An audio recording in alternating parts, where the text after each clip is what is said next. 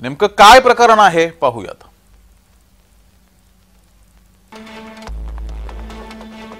सलमानचे वडील सलीम खान यांना 2022 मध्ये एक चिठ्ठीद्वारे धमकी आली होती।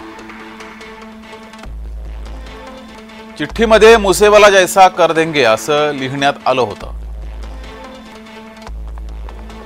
त्यानंतर सलमानच्या सुरक्षेत वाढ केली गेली।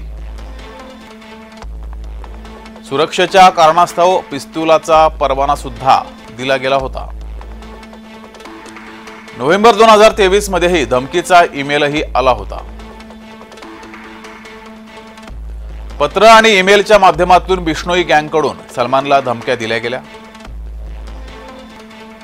बिश्नोई गँगकडून सलमानला धमक्या देण्यात आल्या होत्या। गोळीबाराचा बिश्नोई गँगशी संबंध असल्याची शक्यता वर्तवली जाते।